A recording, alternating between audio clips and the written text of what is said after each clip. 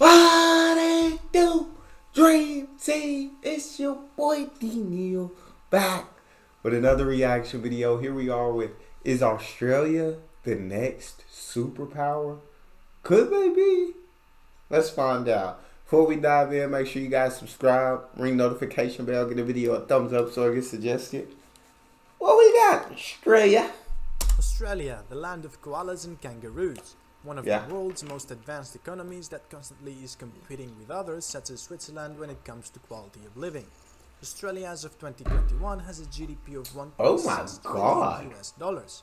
When it comes to the Human Development Index, it ranks 5th globally, surpassing the well-known future-thinking Scandinavian countries such as Sweden and Denmark. Some other amazing features this nation holds is its geographical placement that is absent of hostile or competitive nations that can pose a threat to Australia's sovereignty or its economic future. Definitely true. Speaking of the future, things seem bright for the Down Under nation as population projections all the way to 2050 look quite good, with a population increase of around 30% from the current population of 25.5 million to just about 36 million. I would say the only issue there with the population increase, continually increasing, is I know that there's a housing crisis out there in Australia. So do they have enough housing for the population to continue to increase? Or is there any projects underway down there in Australia to like build more housing like quickly so the housing crisis can come to an end and everybody's not paying exorbitant amounts to be able to stay somewhere? You don't have 50 people fighting over one place.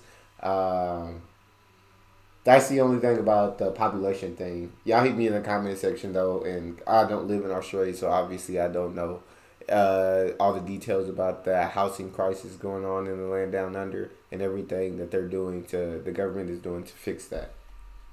This in combination with the staggering future population decline in many nations of the world, such as the upcoming population collapse of Eastern Europe, for example, is going to move Australia's geopolitical and economic influence even higher. Australia being a rapidly growing economy means that many problems slowing them down, such as labor shortage, are going to be created. But that doesn't pose a big threat because, as I stated earlier, many skilled migrants in the future, due to the population collapse, will be looking at Australia to provide themselves with a solid, well-paid career and therefore closing the gap of the economy, especially in sectors such as energy, agriculture and technology that can ultimately provide a significant boost to Australia's economy and produce. When it comes to energy, Australia has massive plans for the future in terms of green energy, specifically solar, with solar panels stretching through the interior of the nation and vast deserts that are constantly being boiled by the sun. As renewables become even cheaper, plans to make Australia energy independent through green energy alone are starting to become more and more tangible. Yeah, I think I seen the solar panels out in the outback, like the town of Cooper Petty.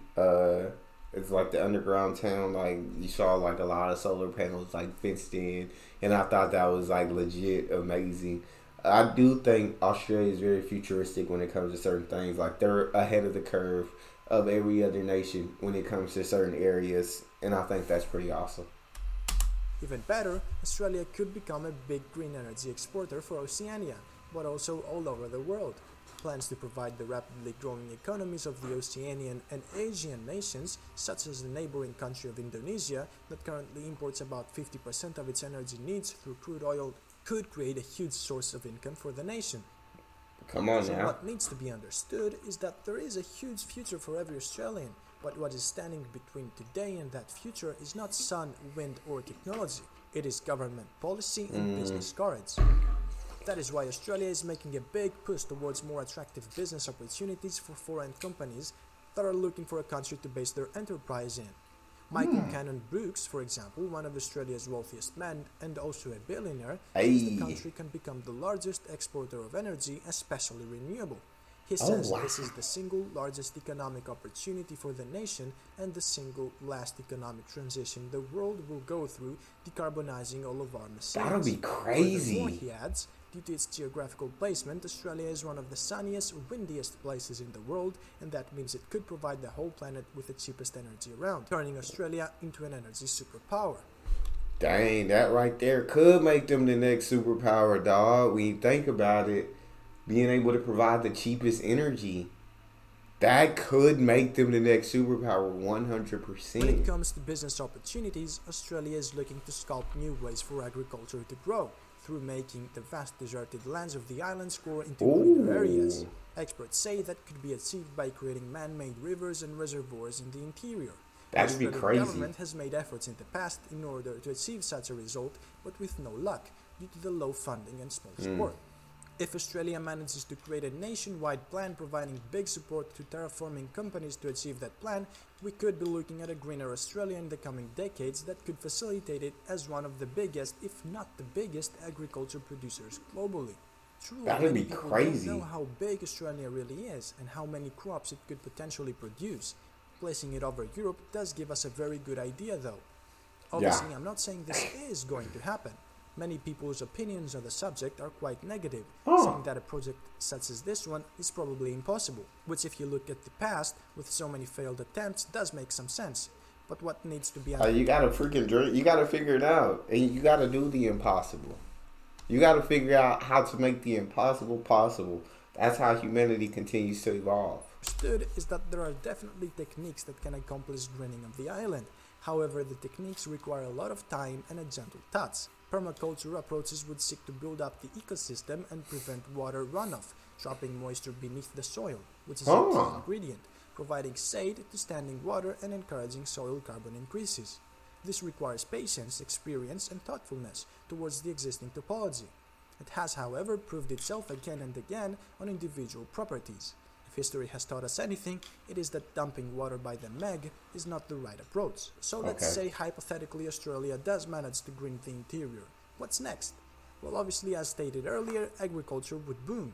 Also, average temperatures in the climate would become more mild, meaning that more settlements could be achieved inland, connecting and expanding the before limited city network of Australia from the coastlines to all over the island. Furthermore, I know I'm going out on a limb here, but that would probably mean that a way bigger population for Australia could be cared for, which in turn would boost its economy even further. Anyways, apart from just brainstorming, the Australian government itself says population growth is inevitable if historical fertility and immigration trends continue. Population growth supports higher economic growth, but it also puts pressure on Australia's infrastructure. It can be sustainable provided governments take steps now to meet challenges and opportunities in infrastructure, service delivery, and the environment. Changing the subjects a bit and moving to geopolitics, there are a lot of ways for Australia to strengthen its foreign policy with suggested unions such as CANZUK, a union between Canada, the UK, Australia, and New Zealand. It would pretty much... So y'all just trying to leave the U.S. out? So y'all... Nah, you don't... AUKUS, right? AUKUS. Australia, the UK, and the US. You feel me? Don't leave us out of here. Like the European Union, meaning that population movement and trade would become much easier, but at the same time, due to those nations being so similar and cohesive, it would mean the cooperation between them would be much easier of that of the EU. Another proposed union is the one between Australia and New Zealand becoming one unified country. As of today, there is not much need for that to happen. That'd be interesting. But with the current world conflicts and tensions rising, there might be a time in the near future that such a union would be mandatory to be able to compete with the upcoming world economies. After all, many say Australia and New Zealand already operate very similarly, so a union between the two wouldn't demand huge changes. Be interesting when you think about it. Guys, I hope you enjoyed the video. That was a dope video, and he definitely explained all of his reasons in detail, and what he said absolutely makes sense on why Australia could be the next superpower. That's all we have though. Make sure you subscribe, ring notification bell, get a video a thumbs up so it gets suggested. It's your boy Neal, out.